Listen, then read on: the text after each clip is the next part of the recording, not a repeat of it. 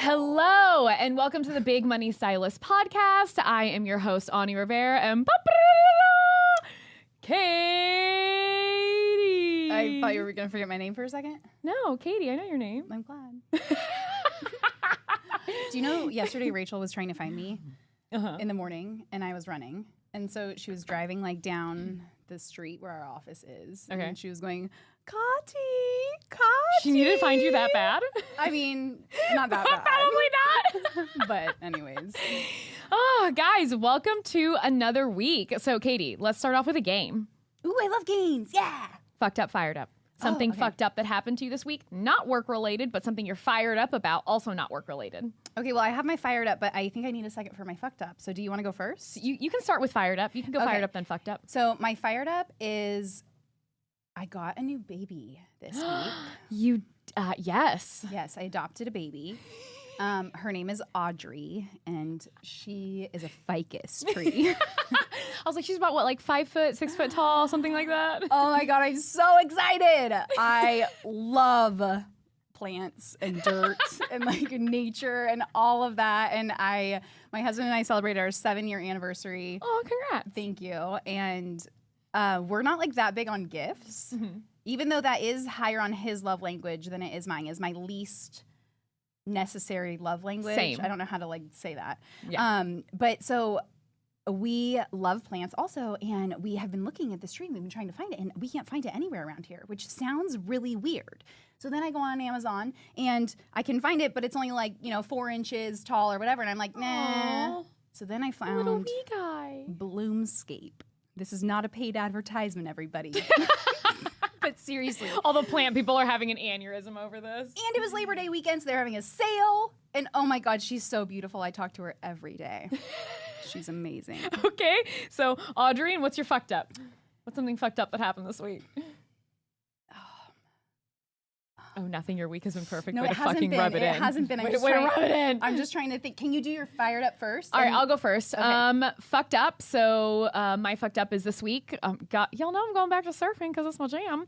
I went surfing this week and I got my ass handed to me. You did? This is actually one of the scariest moments I've ever had. Normally when like bad things happen, anytime I come up out of the water, my coach is like, "You good?" And I'm like, "Yeah, I'm good." Ha ha. This was the first time I came out of the water and he's like, "Are you okay?" And I go, "That was scary." Like it was actually a very scary moment. I caught a wave wrong. The waves are really, really high this week, up to like 9-foot waves. And this one was not the one that I rode, but it literally catapulted me off. The wave crushed me straight down while my board was dragging me. I was counted up to like maybe 6, and then I had to literally start swimming up to the surface, which has never happened. I've always hit bottom and pushed up. So that was just a very scary moment. And then when I got out of the water, I tapped my head, which means to tell my coach, like, I'm okay. He's paddling towards me going, get on your board and paddle. And I was like, what? I can't breathe. And he's like, right now. And I was like, I caught the first wave in a set of waves that they weren't huge, but they were very strong and very powerful. And so I literally had to paddle back out. It was a scary moment. Yeah. So he had told me, he goes, had you tried to come out alone today? He goes, I would not have let you. He goes, because I didn't want you to have a bad experience. Like we went out at 6 a.m. It was very early. When was this? This was Wednesday morning before my salon. Oh clients. my gosh. So wow. That was it for me. I actually had a moment where it was like, oh, that actually scared me. Yeah. But my fired up. You guys know I'm going to Costa Rica at the end of the year. It's my first official surf trip. But before that, my coach and I, and maybe some other friends, but for sure my coach and I, we're going to Waco, Texas. We're going to an artificial surf ranch. And we did a private booking for 4 hours. Wait, you're actually going this time? Oh, I'm actually going. This isn't... You're actually going. No, I'm actually going to Waco. I'm the one that booked it. Me and my coach did. That's Girl, amazing. In 4 hours, we can catch 480 waves.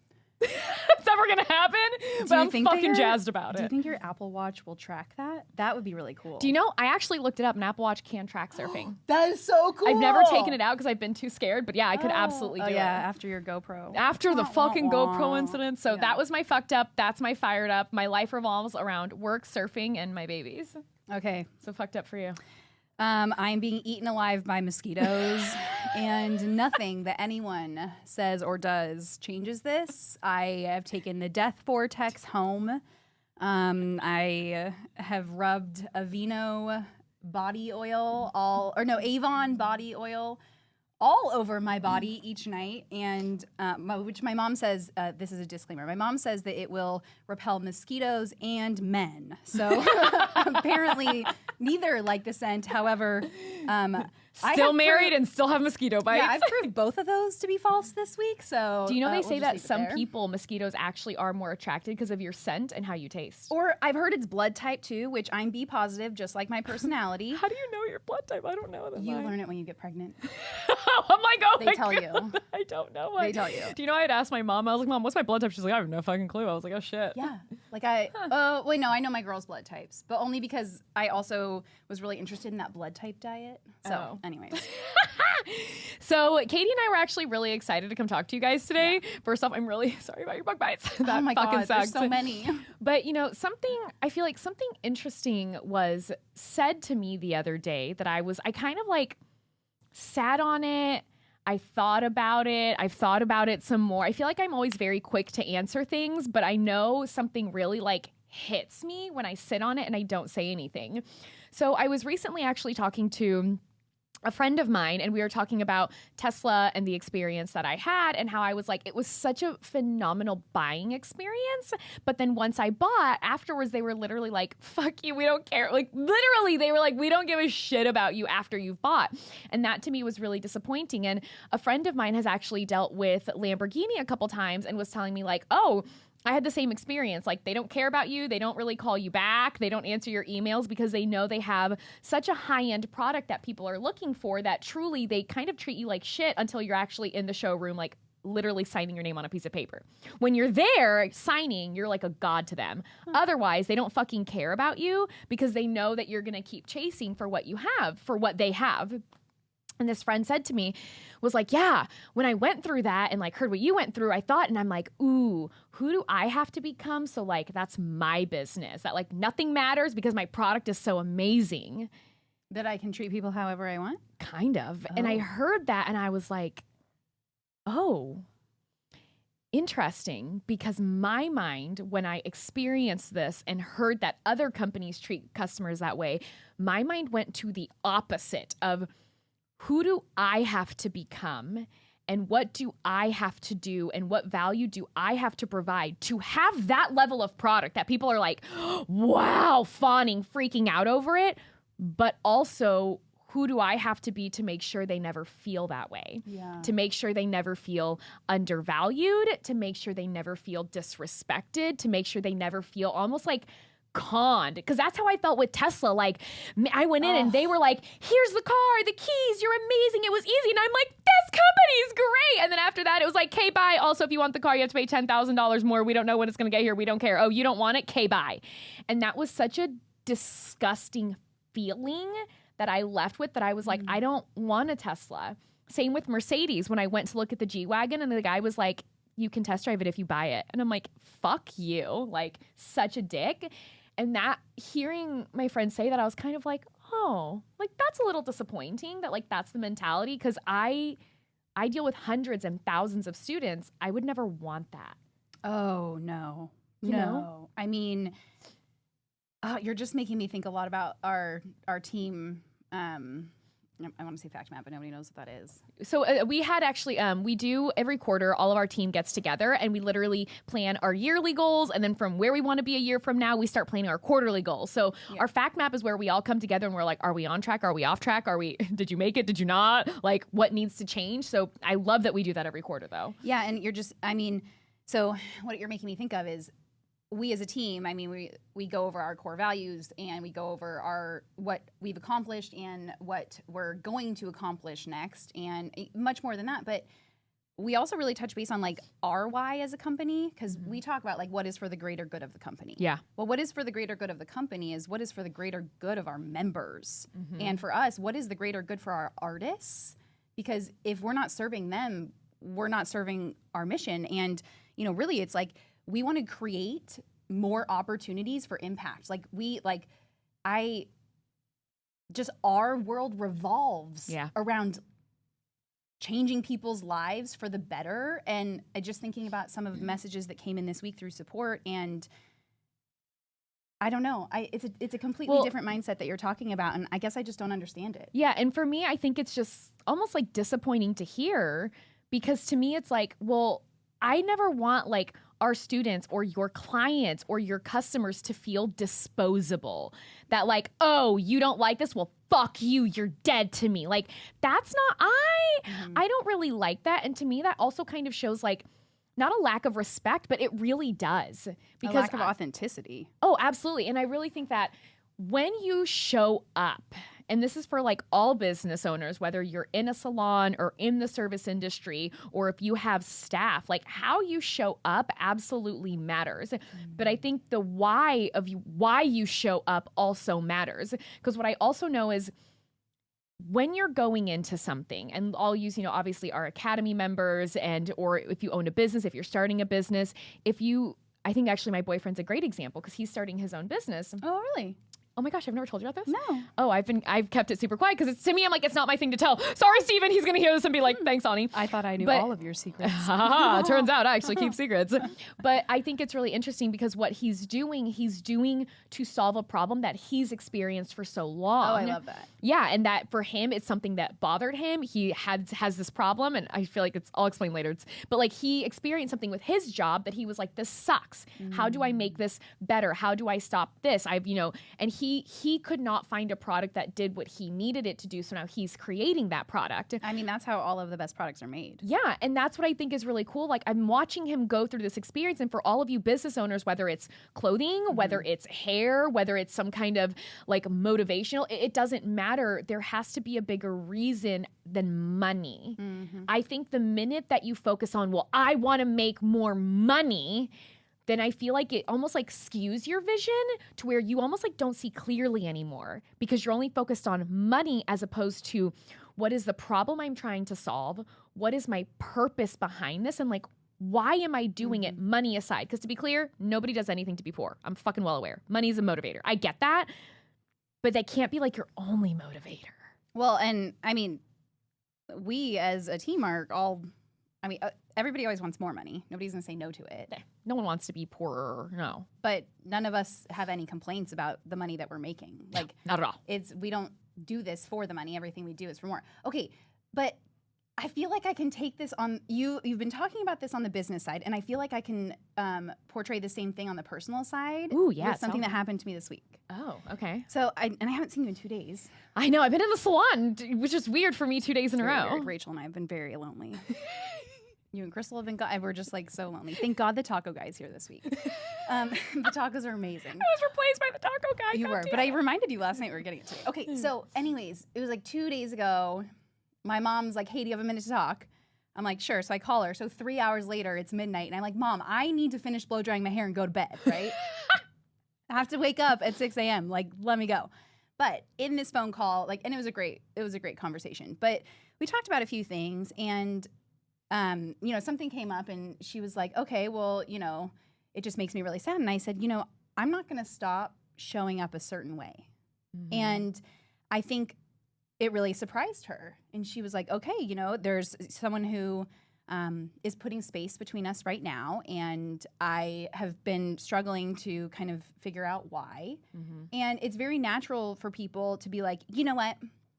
They're acting like this. And so I'm just like, she just obviously doesn't want me in her life. So whatever, I'm not going to be a part of it. Mm-hmm. And at the end of the day, I told my mom, I said, I committed to show up in this relationship in certain ways. And I'm going to continue to do that regardless, because this is about me, and this is about how I feel, and this is about my ownership.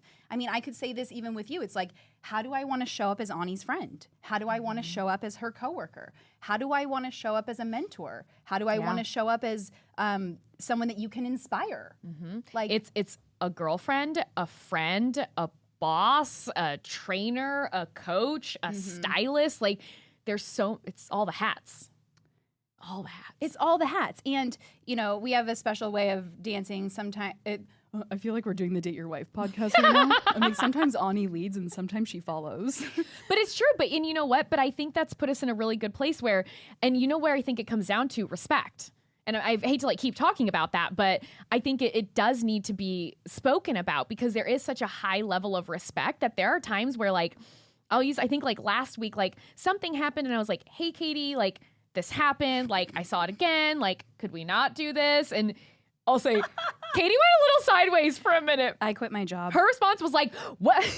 Well, then I guess I'm not the person for the job. And I was like, I read that and I did I respond. even say that, or did I just send the link for where you could find my replacement? No, you actually said that. Oh, and then in the group with Jeff, I sent the link, and then Jeff responds, "Can I get some context behind this?" And I started audio, and then I ended up closing that. I ended up talking to Jeff. But something that I realized in that moment, and I think it's because I know you, we spend so much time together, we work together, we talk all the time. But even that, I was like, okay, Katie's having a moment right now. What I said obviously triggered her. And I literally was like, I'm going to bet it's these reasons why. FYI, I was right when you told me later. I'm sure. Yeah, I was like... it's very obvious. And even when I was on the phone with Jeff, I was like, and I know I'm being passive aggressive and I can't help it. And then he started laughing and I'm like, listen, I'm very aware of when I'm being passive aggressive, but I can't control it. It's like vomit. It just comes out. But do you know what? And it's so funny because I sent you a message back and I was like, hey, like, I understand what's happening right now. That's not what I said, nor is it what I meant. But like, okay. And at that point I was like, I'm just going to like give space. That's not what you did. What did I do? So, okay. So Ani sent me a message. She sent me a few messages and I woke up, it was a Sunday morning and I saw them and I was just like triggered. And like, I mean, I was triggered by my own feelings, but you know, now I'm like, oh, Ani triggered me. That's okay. And so I read her messages and I probably responded, but then you did. But then oh yeah, that was my passive aggressive side. Hold on. Oh, you responded. And then I don't know if you responded at all or not, but you basically just left me alone for I did respond like 6 hours. So I did respond because I literally sent an audio and I remember starting off with, I'm sending this audio so that my tone is not misinterpreted. Which she has to do because otherwise I will read into it. Exactly. Because here's the deal. You read things based on the mood that you are in. And humans, I do this too for future reference. Yeah, and because I was triggered, then anything she did, and like, okay, so for those of you who don't know what like a trigger is, like something that fucking pisses you off. A thing that happens that makes you feel a certain way. And you feel it in your veins. I feel like that song. Feel it in my veins. But seriously, like you're like, okay, I am acting emotionally right now because I can feel the emotion. But do you know what I also really like about that situation? So later on, I actually ended up... No, you're fine. I ended up texting Katie and I said, hi, Katie, it's friend Ani. How are you? Like, are you okay? And that let us like have a really good conversation. But what I think is interesting is that so many times, like jumping back on the topic of like respect and how we treat others and clients and coworkers and friends, that guys, things will trigger us and we're going to be angry. We're going to have bad days, but you also need to be aware of like, where's your fucking frustration coming from? Because let me tell you this, nothing irritates the shit out of me more than someone coming hard at me and me being like, this fucking anger that you have has nothing to do with me. You got in a fight with your fucking friend or your boyfriend, your girlfriend, your husband, your kids. Don't you dare fucking take that out on me because I am on your side. And that to me is so disrespectful towards like the person you're now yelling at. And that happens a lot. That's why we tell our artists like, you need to get your fucking home life in check because you can't go have an argument with your husband or your kids are being dicks that morning and then you come to work and you're a piece of shit to your assistant or you take it out on your clients. You don't have that luxury because this is a business. Your personal shit needs to stay at home. So that for me is also, even though, yes, I'm the one that triggered you, it was really your feelings that triggered you. And instead of you really like taking it out on me, we both were like, there needs to be some silence. You're gonna handle you how you need to. I'm just gonna go this way for a minute because I wasn't even mad. I was just like, you're feeling a thing, and I see that, so I'm gonna give you space to feel your thing. Yeah. And then when we came back, it was like you good? It's like I'm good. It's like okay, cool. Let's keep moving forward then. Well, and there's a few more steps to it. Definitely. And I think like. So I want to make sure that we are still talking about the respect part here because respect is not just like for another person, it's respect for yourself. So like I'd also like to mention that like Ani and I still do this a lot where like I will be triggered by something that happens outside of work and she will say something to me and I will lash back at her and it's sometimes she doesn't realize that I'm projecting and when that happens then she's like, WTF is wrong with you? Like, back up off this. But sometimes she does realize it. So in this particular circumstance, like, I was really upset, and I started doing a stack, which is something that we use to help us like basically move forward and Like process feelings. Yes, it's like guided journaling, I guess you could say. A little more gnarly, but yeah. Yeah, a little more gnarly. But I stacked. So I stacked the situation, and I actually had to stack it twice because the first time I like didn't feel better, and I felt like I still didn't have clarity around the story, and so then I cried on the phone to Jeff at 7:15 on a Sunday morning because that's what we do here. Thanks, Jeff. He's our CFO, by the way. Poor guy. And he was just like, "This is your story. Restack it." And I was like, "Okay." And it took me, I think, 4 hours to complete that stack. It was not a mega stack, for those of you who know what a stack is. It was not a mega. It was just an irritated, and it still took 4 hours. But going through it and coming out on the other side, like, I just felt so much better because, honestly, it doesn't matter what Ani said. It doesn't matter what she messaged me. It doesn't matter what tone she wrote it in. It really doesn't matter. What matters is the way that I acted from that point. Because, and one thing that I said to her, or that I said in the stack, and I ended up sending her the stack. But what I said in it is, if I continue to react in this situation, it will destroy our relationship because it will deteriorate the respect between us. And once you've done that, you can't get it back. And whether I'm doing it to my husband, my children, my coworkers, our academy students, our licensed artists, or anyone who's just coming into our support channel, like once you put that bad taste in someone's mouth, it is so hard to wash it out. And let me ask you a question, Ani. Do you own a Tesla? Oh, absolutely not. And I can tell you that I never will, because that has put such a horrible, terrible taste in my mouth that I'm like, if that's how you're going to treat people, then I don't want to be a part of that. And that's why when it came back to like, I always bring things like, okay, well then how am I showing up? Same with like even inside of a relationship. I will never do or say something to Steven, my boyfriend, that I would not want him to say back, which is why, have we yelled a couple times, like risen our voices? Of course, we're humans. I mean, you're always at that volume too. I mean, know. not always. I shouldn't say that. You're not always at that volume. know. My volume is naturally higher than most, so when I'm yelling, it's loud. Yeah. But like, we don't curse at each other. We don't scream at each other. We don't like never. Oh, name call. Not even like as low as like, you're being an asshole. Like that's never been said in our household because that behavior is not tolerated. Because I don't do it to him because I would never want him to do it to me. So then that puts me in like, okay, as a trainer, am I going to push my students? Absolutely. But would I ever do something that would make them feel like they were unwanted or that I didn't care about them? Or demeaned. Ugh. No. Would I ever want to do that to a staff member, to like take my own shit out on them or just be a fucking dick one day to where they're like, you know what? Fuck you. No. Because things like that you can't repair that always. Sure, sometimes you can make it up and a genuine heartfelt apology, but here's the deal. That only works once, maybe twice. If then you're doing that every single time and every single week, you're getting in some stupid shit at home and then you're bringing it to work or you're taking it to your clients, you're being an asshole to your assistant or whoever it is, there comes a point where they're like, you know what? Your sorry doesn't mean shit to me because you're not learning from your actions. You're choosing to be a fucking asshole for whatever reason it is. And I don't like that because to me, it's disrespectful. Yep. Go ahead. Well, so this is why Ani texts me, and I was finishing my stack, and so I finished it, and then I sent it to her, and I think I sent the olive branch emoji. Yeah,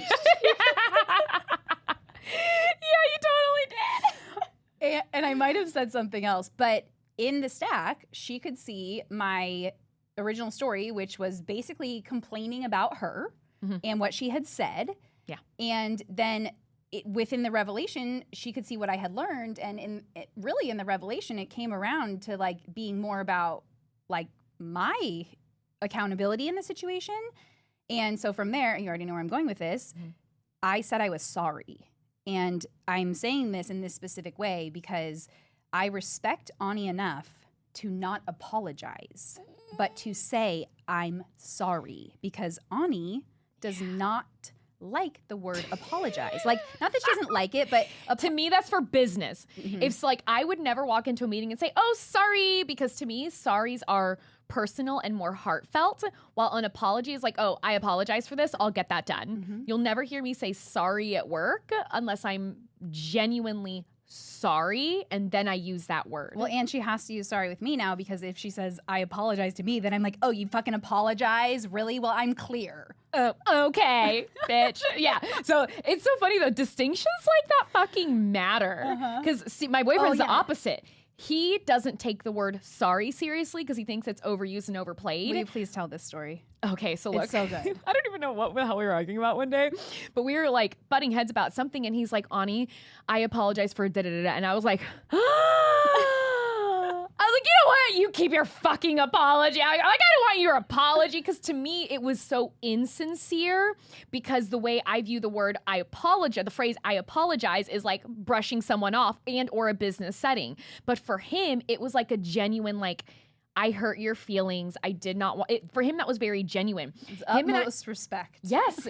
We had to like literally have a conversation that I don't take I apologize seriously, and he doesn't take sorry seriously. So then the next time we were like disagreeing, and he's like, oh, Ani, he's like, I'm sorry. And I'm like, sorry? You don't take sorry seriously. And then he's like, whoa, wait a minute. I'm saying that because that's the word you like. And I was like, nope, yep, you know what? You're right. Oh my God. But that's why, that goes to show you communication is so important. Even on things like vernacular and like vocabulary, it fucking matters. Can you please tell the audience where to follow you on TikTok? Because I just really, like, you know, if you have a TikTok and you're listening to this podcast right now, today is September 16th, 18th. I don't know. We're sometime in we're sometime in September. And please go to Ani's TikTok channel and watch her most recent post, because I just feel like you don't know her until you know her. Because here's what it is. In a business setting, I feel like I joke a lot, but I tend to be way more serious. But my like crazy home shenanigans are exactly that, shenanigans. I'm about to go to Katie's house this weekend because I need to bury a dead body. Yeah. Yeah, we have the hole ready to go. I love that that's a thing we're talking about. So it's almost been 30 minutes. We are coming to the end of the podcast. So guys, what I really want you to take a look at is a couple things. Number one, inside of your business, what mentality are you going through with it? Like really, are you only focused on money and then you realize it's not coming and it's making you spiral? Or are you focused on, this is the problem that I am solving. Here is my purpose. Here's why. And here's why this is important to me. Because guys, knowing and understanding that distinction, I truly believe when you focus on purpose and impact, that's when you make the most money. Because you're doing it from the heart and with love and with respect to yourself, to your purpose, to your students, to your clients, and whoever it is you're truly trying to impact. Yeah. Yeah. And then not only that, check yourself. Yep. I think everybody needs to hear that some days of like, fucking check yourself and really think about maybe every interaction you've had in the past week. Is there a point where you're like, I was a total asshole? Yeah. Like I projected my own shit, whether it's childhood shit, teenage shit, wedding shit, husband shit, kid shit, what doesn't matter. Stop projecting your shit onto other people, because you will do damage to that relationship that one day cannot and will not be able to be fixed. Yeah, I've got a good question for all of you out there. If you don't have respect for others, consider whether you actually have respect for yourself. That one hurts. So guys, I think we're going to leave you on that one question. Think about it. Send us a message. Tag us. We would love to hear from you. So thank you for listening to the Big Money Stylist podcast. As you guys know, I'm the director of education for Natural Beaded Rose. Katie's the director of operations. We run pretty much like everything behind the scenes.